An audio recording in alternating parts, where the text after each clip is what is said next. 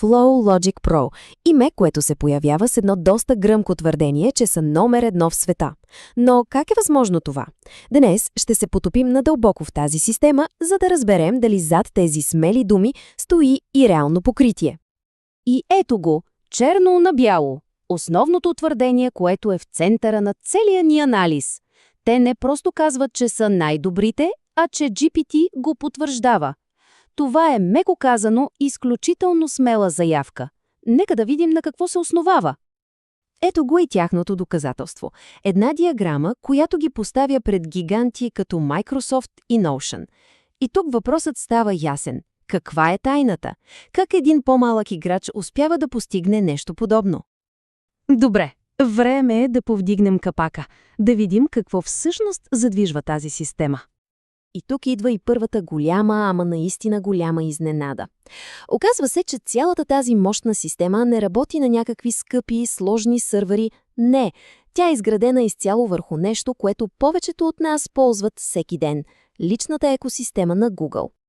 Добре, нека сега се спрем на тази ключова концепция – да бъдеш Google Native. Какво всъщност означава това и защо е толкова важно? Тук се крие и едно от най-големите предимства на тяхната архитектура. В днешно време, когато поверителността на данните е тема номер едно, това е изключително силен кос. Всички финанси, договори и клиенти остават под пълен контрол, а не в някаква централна база данни на трета страна. А как изглежда това на практика? Ами, изключително просто. Системата просто си създава няколко папки във вашия Google Drive, а сърцето на всичко е един обикновен Google Sheet. Всичко е пред очите ни, елегантно и напълно прозрачно. Добре де, а ако данните са просто в една електронна таблица, тогава как работи частта с изкуствения интелект? Откъде идва тази интелигентност? Ето тук е и разковничето. Вместо да разчитат на скъпи и бавни връзки към големите AI модели, които всички познаваме, те са избрали коренно различен път. По-голямата част от мисленето се случва не някъде в облака, а директно във вашия браузър. И така, коя е тяхната тайна съставка? Наричат го хибриден подход. Представете си го така. По-голямата част от работата, около 80%, се върши от нещо наречено regex. Това са просто умни шаблони за търсене в текст, които работят мигновено и са безплатни.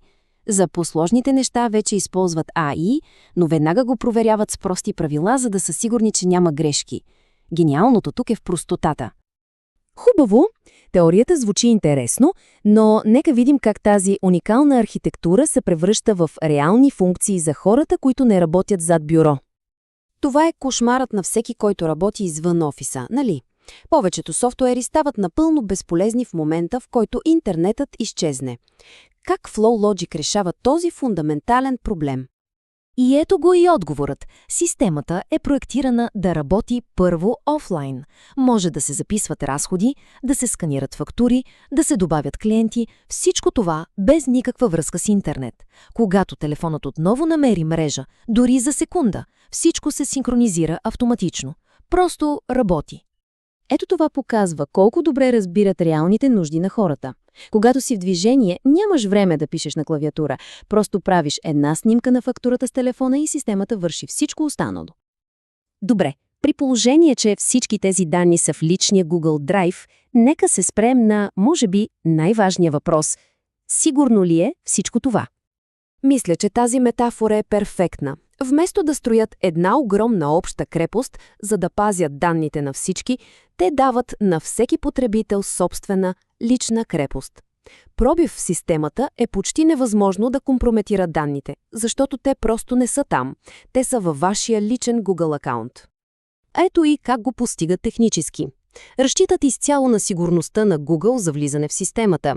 Дори самите разработчици нямат достъп до данните, защото те физически не се намират на техните сървъри. Това е фундаментална промяна в начина, по който се мисли за сигурност на софтуер.